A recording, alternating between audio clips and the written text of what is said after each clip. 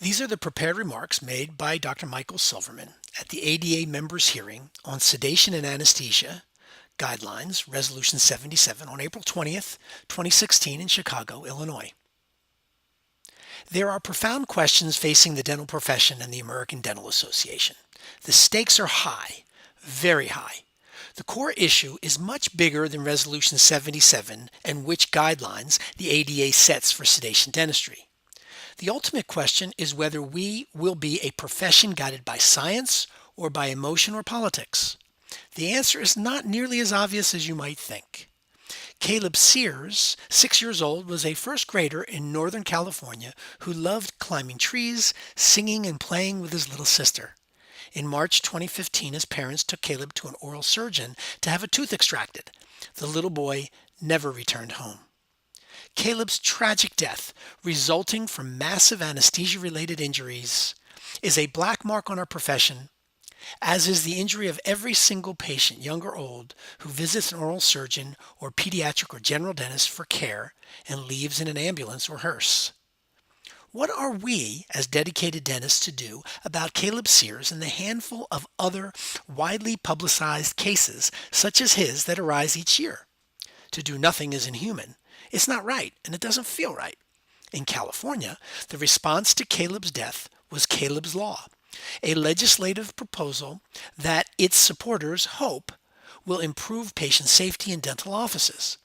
One provision of the proposed guideline would require dentists to inform the parents or guardians of children of the increased risk that occurs when general anesthesia or deep sedation is provided without a separate anesthesia provider or without specific monitoring equipment. As the backers of Caleb's Law point out, general medicine surgeons must rely on a separate anesthesia provider. So isn't it logical that oral surgeons at the very least ought to inform parents of the heightened risk of extracting a tooth without having a separate anesthesia provider in the room? Who would argue against that provision of Caleb's Law? Legislators and regulators in other states undoubtedly are asking themselves the same question. Why not? Indeed. Why not require all oral surgeons nationally to either use a separate anesthesia provider or at least inform their patients of the heightened risk of proceeding without a separate provider? Perhaps this year the ADA should revise its guidelines as they pertain to anesthesia and oral surgery to endorse Caleb's Law. It certainly seems logical.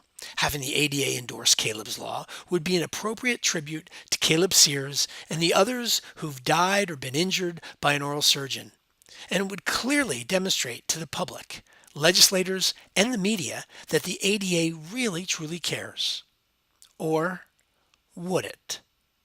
Our ADA first endorsed evidence-based dentistry in 2000 and established the Center for Evidence-Based Dentistry in 2007. Should we base our guidelines on dentistry on emotion, Caleb's Law, or on scientific evidence? Where is the science that justifies Caleb's Law? Does the fact that general medicine surgeons use a separate anesthesia provider make it proven science that oral surgeons are putting their patients at risk if they don't rely on a separate provider? Where is the science? Where is the empirical data that evidence-based dentistry is supposed to be built upon? There are untold number of victims of bad public health policy and misguided ADA guidelines that rarely make news headlines. We don't see the uncounted children who die each year or have their oral or general health severely compromised because they don't visit an oral surgeon or a pediatric or general dentist. Would the added cost of having a second healthcare professional in the room raise the cost of treatment so high that many patients would be priced out of the market and suffer the health consequences? How do we and the ADA decide such questions? Based on emotion? Based on news coverage? Based on best intentions? If there is a means through guidelines and regulations to prevent all tragic and senseless deaths at the dental office, who would vote against it? There is, of course, one obvious way: outlaw all dentistry. If we do that, at least no one will suffer tragically because some oral surgeon or pediatric or general dentist fails to follow protocols. Just how far will we let emotion and fear carry us before reason and science prevail? When we set our guidelines based not on science or empirical data, but on emotion and fear, we open a Pandora's box of consequences. Today, we are talking about guidelines for general dentists who use oral sedation in their practices. In the foreground is a growing movement to change the way that oral surgeons treat and inform their patients. In both instances, there is a glaring, overwhelming lack of science to support the proposed changes. Will we be seduced into abandoning our long commitment to evidence-based dentistry in exchange for the false comfort that at least we're taking action?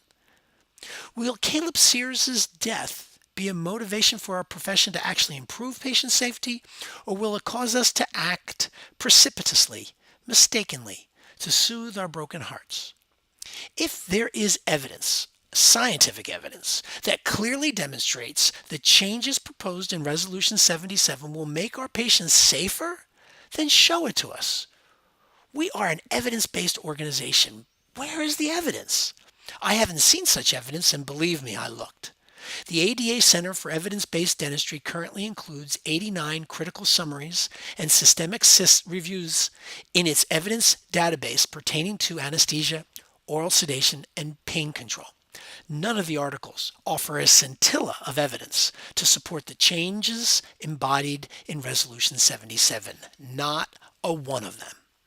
By contrast, there are dozens, perhaps hundreds, of peer-reviewed journal articles and studies that reinforce the need and efficacy of oral sedation in treating fearful and anxious patients, and the safety of oral sedation when administered in accordance with the existing ADA guidelines and state regulations.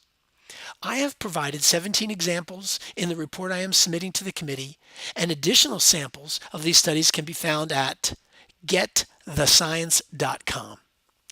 The true question facing the ADA and its members is not simply to approve or kill Resolution 77. That is only a skirmish in a much larger, more profound battle. The real question is whether the ADA and its members will abandon evidence-based dentistry and, in its place, pass guidelines that make us feel like we're preventing tragedies when in fact we have nothing to base such changes on other than wishful thinking. In summary, if the ADA introduces Resolution 77 without the evidence-based dentistry such changes demand, it will be endorsing a Pandora's box of uncontrolled emotion that will ultimately consume all of professional dentistry. The future of every dentist in this country and all of our patients is at stake.